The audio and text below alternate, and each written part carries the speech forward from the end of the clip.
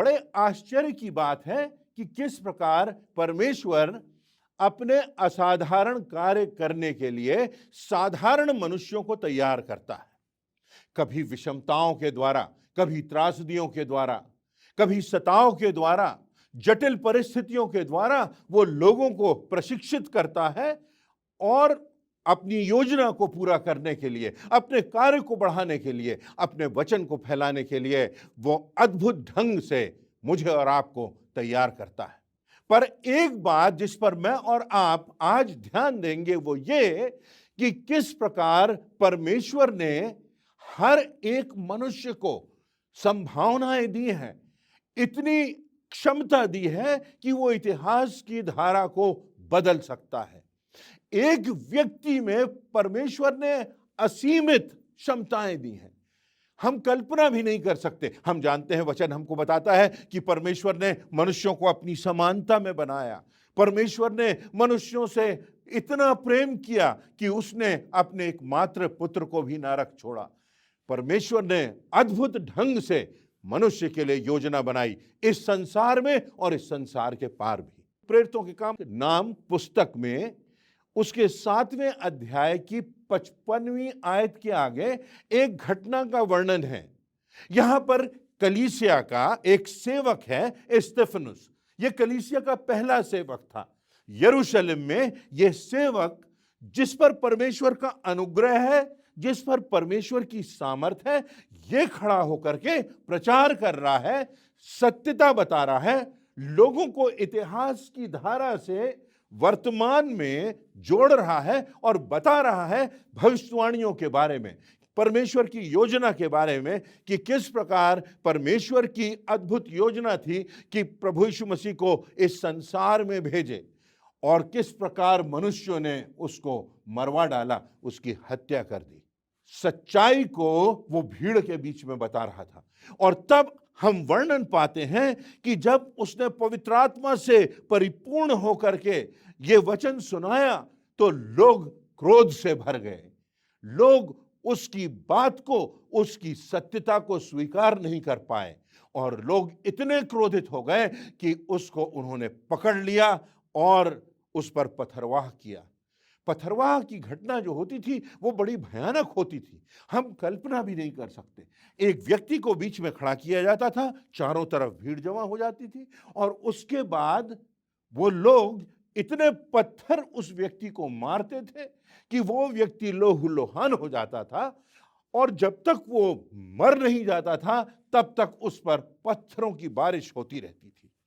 स्तेफनुस जब वो इस परिस्थिति से, इस पथरवाह से गुजर रहा था तो वहां पर लिखा हुआ है, यदि प्रेरितों के काम उसका 7वां अध्याय और उसकी 55वीं आयत के आगे देखें, उसने पवित्र आत्मा से परिपूर्ण होकर स्वर्ग की ओर देखा और परमेश्वर की महिमा को और यीशु को परमेश्वर की दाहिनी ओर खड़ा देखा।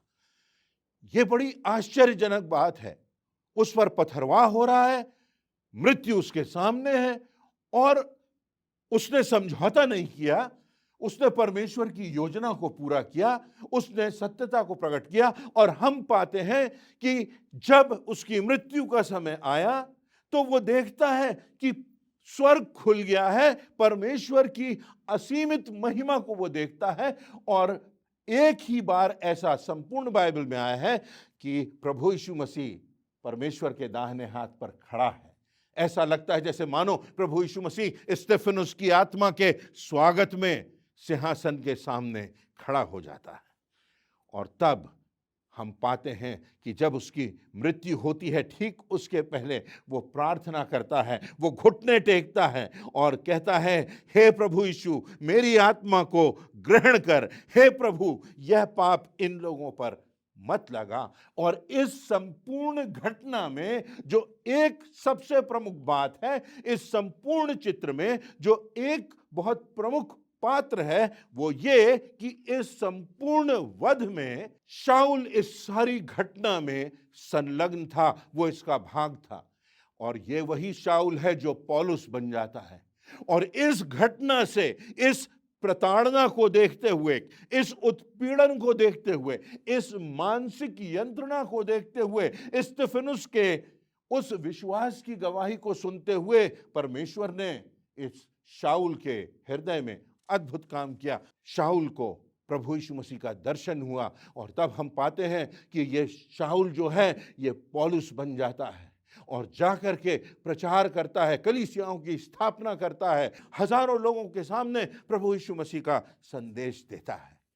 इस सारी सताव की घटना में परमेश्वर एक व्यक्ति को प्रशिक्षित कर रहा था। यदि हम इतिहास में देखें तो हम पाते हैं कि प्रभु यीशु मसीह के अनेक शिष्यों की हत्या कर दी गई। पतरस के विषय में लिखा है कि उसको क्रूस पर उल्टा लटका करके मार डाला गया। अंद्रयास को भी क्रूस पर लटका करके मार दिया गया। याकूब के विषय में लिखा है कि तलवार से उसके शरीर को काट दिया गया और उसकी हत्या कर दी गई। फिलिप्पुस को क्रूस पर उल्टा लटका करके मार डाला गया। बहुत से ऐसे वर्णन हैं। थोमा को तीरों की बौछारों से मार डाला गया। मत्ती को क्रूस पर यातना देते हुए मार डाला गया। शिमोन कनानी को क्रूस पर मृत्युदंड दे दिया गया। पौलुस को रोम की सड़क पर तलवार से घात करके मार डाला गया। मरकुस के गले में रस्सी बांधकर इतनी जोर से खींचा गया जब तक उसकी जान नहीं निकल गई। बहुत सी ऐसी घटनाएं हमको मिलती हैं, पर इन घटनाओं के दौरान, इन सताव की घटनाओं के दौरान, इन विषम और विलक्षण परिस्थितियों में परमेश्वर अपने लोगों को तैयार करता है, अपने लोगों को खड़ा करता है परमेश्वर का जो वचन है उसके प्रचार के लिए, परमेश्वर के सत्य की उद्घोषणा करने के लिए कि सत्य क्या है, मार्ग कौन है, जीवन किसमें है। प्रभु यीशु मसीह को प्रकाशित करने के लिए, प्रभु यीशु मसीह के उद्धार का, क्षमा का, प्रेम का, उसके बलिदान का, मृत्यु पर विजय का संदेश सुनाने के लिए लोगों को परमेश्वर तैयार करता है। हो सकता है आज आपको जो इस आवाज को सुन रहे हैं, ये किसी व्यक्ति की आवाज नहीं, ये परमेश्वर के वचन की आवाज है। ये परमेश्वर आपको पुकार रहा है। हो सकता है आप उन लोगों में से हो जो कहते हो कि मैंने उसे नहीं चुना पर उसने मुझे चुना है। आज परमेश्वर आपके हृदय से बातचीत कर रहा हो कि मैंने तुझे चुन लिया, तूने तो दूसरा रास्ता चुना था, तू तो कुछ और सोच रहा था, पर आज मैं तुझे बताता हूं कि मैंने तुझे चुन लिया है।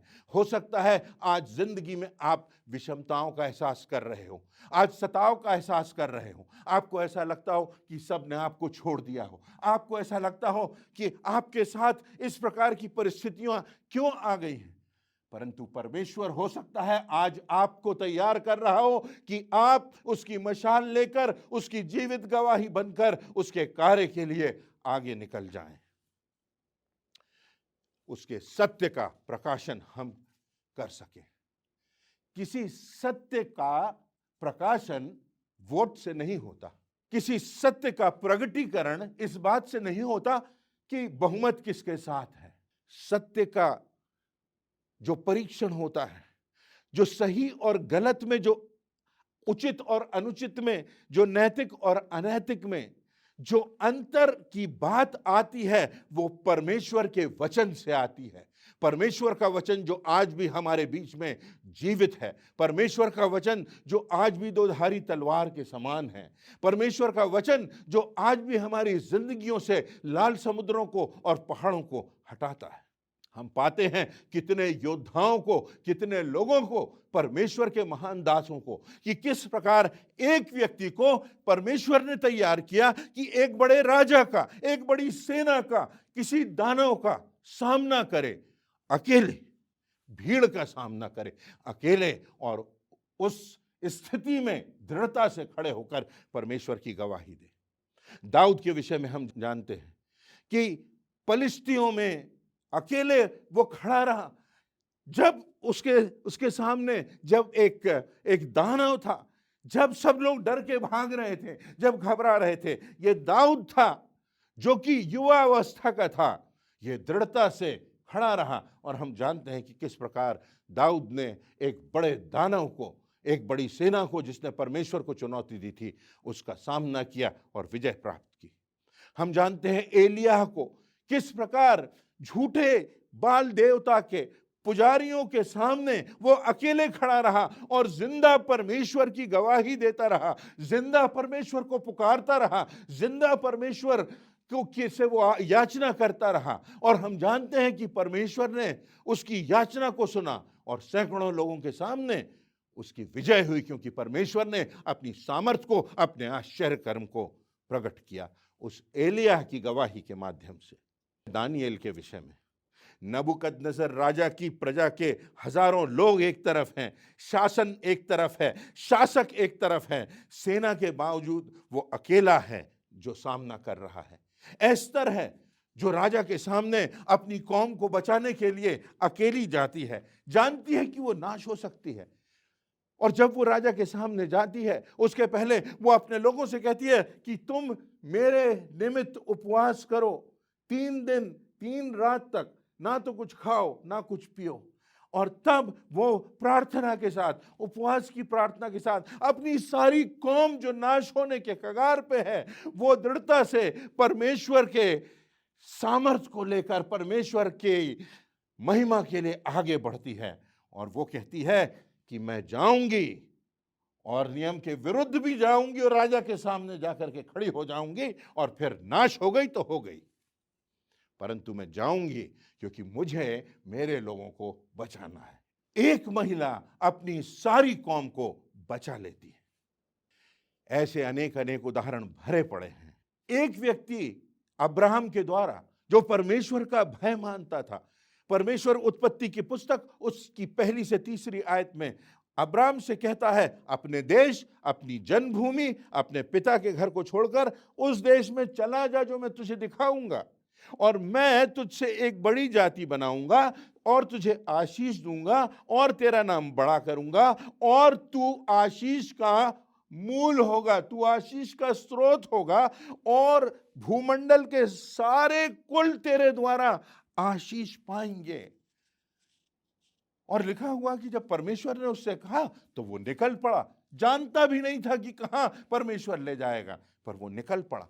और हम जानते हैं कि किस प्रकार एक बड़ी मानव जाति को परमेश्वर ने आशीषित किया, और परमेश्वर की आशीषों का स्रोत इब्राहिम बन जाता है, उसका परिवार बन जाता है। एक व्यक्ति है दानियेल, जो परमेश्वर की उपासना करने के लिए वो केवल सृष्टिकर्ता के सामने झुकता है, उसकी उपासना करने के लिए वो कोई समझौता नहीं करता।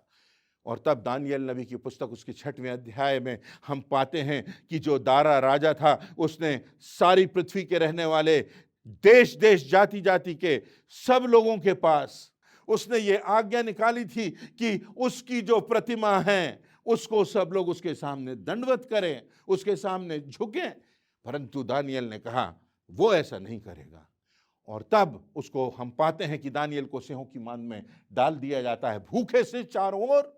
और दानियेल प्रार्थना कर रहा है, परमेश्वर की सामर्थ्य उसके साथ है, परमेश्वर उसको तैयार कर रहा है, परमेश्वर के का आश्चर्य कर्म उससे प्रकट हो रहा है। और तब दूसरे दिन सुबह जब दारा राजा उस सिंहों की मान को देखता है तो पाता है कि दानियेल जीवित है, सिंहों का मुंह बंद हो गया है। और तब वो कहता है कि दानियेल के परमेश्वर के सामने सब लोग कांपते और थरथराते रहें, क्योंकि वही जीवता और युगानुयुग रहने वाला परमेश्वर है, उसका राज्य अविनाशी और उसकी प्रभुता सदा स्थिर रहेगी। परमेश्वर की महिमा सारे देश में प्रकट हो जाती है, राजा उद्घोषणा कर देता है उस एक व्यक्ति के विश्वास की गवाही के कारण, उस एक व्यक्ति के समर्पण, उसकी प्रतिबद्धता के कारण कि वो समझौता नहीं करेगा, चाहे भले उसको भूखे सिंहों की मान में डाल दिया जाए। सारा देश आशीषित हो जाता है।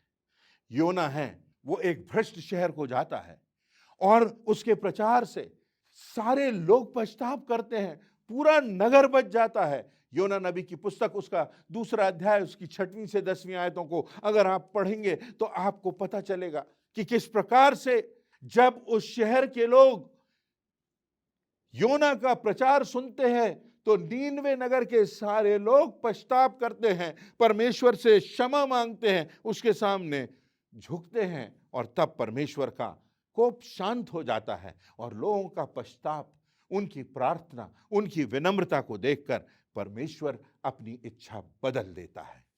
एक व्यक्ति के प्रचार से, एक व्यक्ति के विश्वास से सारा नगर बच जाता है। नए नियम में बहुत से संदर्भ हैं।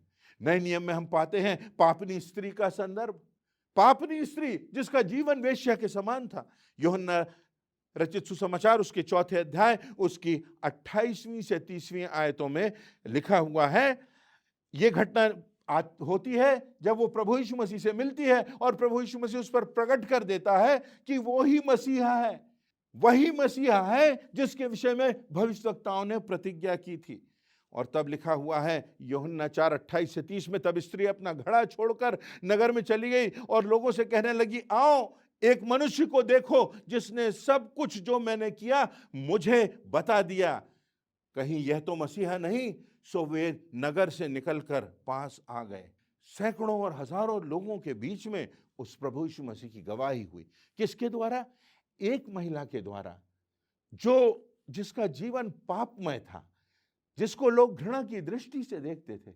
जब उसने यीशु मसीह को पहचान लिया तो हजारों लोगों के बीच में प्रभु यीशु मसीह की गवाही होती है। एक व्यक्ति है जो दुष्ट आत्मा से ग्रसित है और भयानक अवस्था में है, उसमें दुष्ट आत्माएं समाई हुई हैं। वो अपने शरीर को काटता है और अपने शरीर को खूना खून कर लेता है। उसको लोग जंजीरों में बांध देते हैं और उसको कब्रों के बीच में छोड़ देते हैं। वो निर्वस्त्र हो जाता है और चिल्लाता है और लोग घबराते हैं, पर प्रभु यीशु मसीह उस पर दया करते हैं और सारी दुष्ट आत्माओं को निकाल देते हैं और उस व्यक्ति को एक सामान्य व्यक्ति वो बन जाता है और एक सामान्य व्यक्ति के समान वो जीवन जीने लगता है और प्रभु यीशु मसीह की गवाही देने लगता है। और तब लिखा हुआ है मरकुस रचित सुसमाचार उसका 5वां अध्याय 18वीं से 20वीं आयतों में, और जब वह नाव पर चढ़ने लगा, प्रभु यीशु मसीह नाव पर चढ़ने लगा, तो वह जिसमें पहले दुष्ट आत्माएं थीं उससे विनती करने लगा कि मुझे अपने साथ रहने दे। परंतु प्रभु ने उसे आज्ञा ना दी और उससे कहा, जाकर अपने लोगों को बता कि तुझ पर दया करके प्रभु ने तेरे लिए कैसे बड़े बड़े काम किए हैं।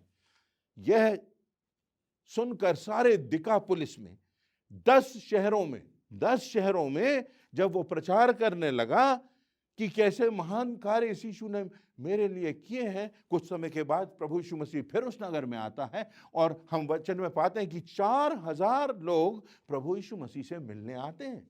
एक ऐसा व्यक्ति जो दुष्ट आत्माओं से ग्रसित था, जो ऐसी अवस्था में था जिसकी हम कल्पना भी नहीं कर सकते, वो प्रभु यीशु मसीह से मिलता है। प्रभु यीशु मसीह की सामर्थ्य उस पर प्रकट होती है और एक व्यक्ति जब वो निवेदन करता है प्रभु यीशु मसीह से कि मैं तेरे साथ चलना चाहता हूं, प्रभु यीशु मसीह कहते हैं नहीं, जाकर के प्रचार कर, जाकर के लोगों को बता। और उस एक व्यक्ति के द्वारा 10 शहरों में क्रांति आ जाती है और हजारों लोग प्रभु यीशु मसीह को के पास आते हैं। मरकुस रचित सुसमाचार उसके 8वें अध्याय की 9वीं आयत में इस बात का वर्णन है कि लगभग 4000 लोग प्रभु यीशु मसीह से मिलने के लिए आते हैं। ये सारी बातें मैंने आपसे कही। बहुत सी बातें हैं जो कही जा सकती हैं, बहुत सी घटनाएं हैं, पर आज भी परमेश्वर मुझको और आपको पुकारता है। आज भी प्रभु यीशु मसीह की सामर्थ्य से जब हम उस प्रभु यीशु मसीह को अपना उद्धारकर्ता और मुक्तिदाता करके स्वीकार करते हैं और उसके बताए हुए मार्ग पर चलते हैं और अपने पापों से पश्चाताप करते हैं और तब इस बात का एहसास करते हैं कि प्रभु यीशु मसीह ने कितनी बड़ी कीमत अपने रक्त के द्वारा चुकाई है मुझको बचाने के लिए, मुझको नया जीवन देने के लिए, मुझको अनंत जीवन देने के लिए। तो परमेश्वर हमको बुलाता है कि हम उसके लिए बड़े बड़े कार्य करें, उसके लिए गवाह बन जाएं और हजारों हजारों लोगों के लिए हमारा जीवन आशीष का कारण बन जाए, सत्य को प्रकाशित करने का माध्यम बन जाए। एक वक्त था इतिहास में जबकि संसार का सबसे बड़ा जो व्यापार था, जो धंधा था, वो गुलामी का था। पानी के जहाज से लोग जाते थे अफ्रीका के देशों से, इन लोगों को खरीदते थे और लोगों को, मनुष्यों को खरीद करके लाते थे और समृद्ध देशों में, यूरोप में, वहां पर उनकी बोली लगाती थी, उनको गुलाम बना करके बेचा जाता था। दुनिया का सबसे बड़ा व्यापार हो गया था इन गुलामों को बेचने का, इन गुलामों को खरीदने का। आप कल्पना कर सकते हैं कि किसी व्यक्ति को गुलाम बनाया जाए, उसको सरेआम बाजार में खड़ा कर दिया जाए, उस पर बोली लगाई जाए, उसकी नीलामी हो और उसके बाद उसकी कोई इच्छा ना रह जाए, वो गुलाम हो जाए, जानवरों जैसा उसका जीवन हो जाए। इस प्रथा के खिलाफ एक मसीही विश्वासी ने 50 वर्षों तक ब्रिटेन में आवाज उठाई, जिसका नाम विल्बर था, और 50 वर्षों तक वो इसके खिलाफ आवाज उठाता रहा। और तब वो संसद में भी इस बात का प्रस्ताव रखता था कि इस गुलामी की प्रथा को समाप्त किया जाए। और तब विल्बर की मृत्यु हो जाती है। और तब उसकी मृत्यु के बाद जब पहला संसद का सत्र बैठता है, तो विल्बर को सम्मान देने के लिए उसकी याचना की गंभीरता और उसकी संवेदना का एहसास करते हुए उस दिन से, उस संसद के उस सत्र के प्रथम दिन से कि गुलामी की प्रथा को समाप्त कर दिया जाता है, कि पूर्णतः गुलामी की जो प्रथा थी सारे संसार से समाप्त हो जाती है। एक व्यक्ति जो परमेश्वर का भय मानता, जो परमेश्वर के वचनों पर चलता, जो परमेश्वर की निकटता में रहता, जो परमेश्वर की सामर्थ पर विश्वास करता, जो परमेश्वर के लिए सताव सहने को तैयार है, विषमताओं से गुजरने को तैयार है, परंतु समझौता नहीं करता, उस व्यक्ति के माध्यम से परमेश्वर महान कार्य करता है। आज हम संसार की निगाह में छोटे हों, सामान्य हों, हमारी कोई कीमत ना हो, हम पापों की गुलामी में पड़े हुए हों, हमने जिंदगी में बहुत से गलत कार्य किए हों, पर फिर एक समय आता है जब हमारा प्रभु यीशु मसीह से मिलन होता है और हम जानते हैं कि ये उद्धार करता है, ये उद्धार करने के लिए आया है, इसने इतनी बड़ी कीमत मुझे बचाने के लिए चुकाई है। और तब हम अपनी जिंदगी को उस प्रभु यीशु मसीह को देते हैं। हम जानते हैं कि किस प्रकार परमेश्वर की सामर्थ से, परमेश्वर की अगुवाई से, पवित्र आत्मा के मार्गदर्शन से हम इस संसार में बहुत प्रमुख काम कर सकते हैं, लोगों की जिंदगियों को बचा सकते हैं, बच्चों की जिंदगियों को बचा सकते हैं, विधवाओं के लिए, अनाथों के लिए, गरीबों के लिए और अछूतों के लिए, कोढ़ियों के लिए, ऐसे लोग जिनको लोग निकृष्ट समझते हैं, उनके लिए आशीष का कारण हम बन जाते हैं। आज हमारे देश में, आज चारों तरफ सारे संसार में बलात्कार की घटनाएं हो रही हैं, आज हत्याकांड हो रहे हैं, आए दिन हम सुनते हैं। कितने देशों के राजनीतिक तंत्र जो हैं वो ध्वस्त होते जा रहे हैं, अर्थव्यवस्था जो है वो चरमरा गई है। हर प्रकार के एडिक्शन से, नशे की बातों से, इन वस्तुओं से, अश्लील साहित्य से, पोर्नोग्राफी से, अश्लील मूवीज से, और जिंदगी की कितनी ऐसी बातें हैं जिनसे लोगों ने समझौता कर लिया है।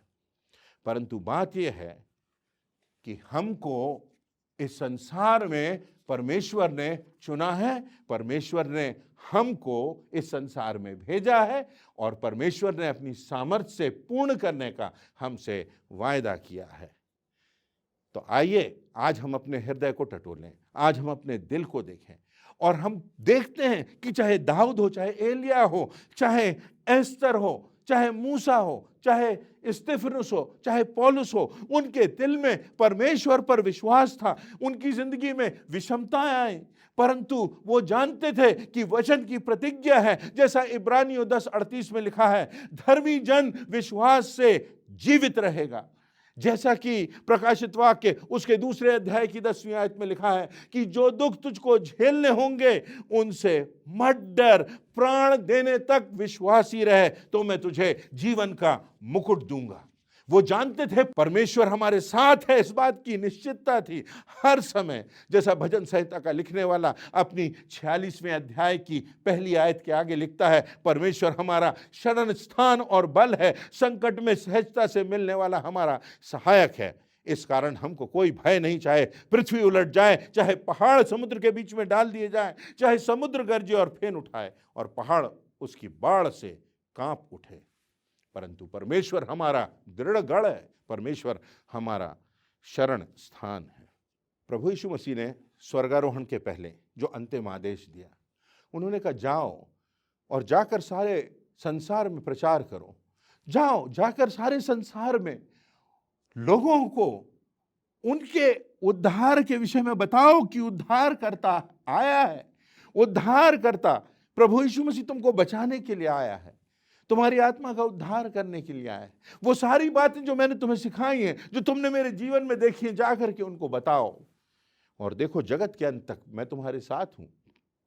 और उसके बाद प्रभु यीशु मसीह का स्वर्गारोहण हो जाता है, उसकी मृत्यु होती है, उसका पुनरुत्थान होता है, स्वर्गारोहण हो जाता है। स्वर्गारोहण के पहले वो अपने चेलों से, अपने अनुयायियों से कहता है कि जगत के अंत तक मैं तुम्हारे साथ हूं। और स्वर्गारोहण के बाद की एक अद्भुत घटना है जो कि मरकुस रचित सुसमाचार उसके 16वें अध्याय की 20वीं आयत में पाई जाती है। आप इस पर जरा गौर कीजिए। यहां लिखा है, और उन्होंने मतलब चेलों ने निकलकर हर जगह प्रचार किया और प्रभु उनके साथ काम करता रहा। प्रभु का तो स्वर्गारोहण हो गया है, परंतु उसके बाद भी जब उन्होंने प्रचार किया तो प्रभु की प्रतिज्ञा थी, तुम मेरे कार्य को करोगे, मैं तुम्हारे साथ हूं। और लिखा है प्रभु उनके साथ काम करता रहा। क्या हम और आप इस बात को जानते हैं कि परमेश्वर ने हमको इस संसार में भेजा है कि हम परिवर्तन लाएं? क्या हम इस बात को जानते हैं कि एक व्यक्ति जो परमेश्वर के साथ है वो बहुमत में है? क्या हम इस बात को जानते हैं कि परमेश्वर में होकर कोई बात असंभव नहीं है? हमको परमेश्वर ने भेजा है, हमको परमेश्वर ने प्रभु यीशु मसीह के लहू से खरीदा है, हमको परमेश्वर ने पवित्र आत्मा का दान दिया है कि हम जाएं और जाकर के उसकी गवाही दें और उसके लिए महान कार्य करें। उसकी सामर्थ हमसे प्रकट होगी।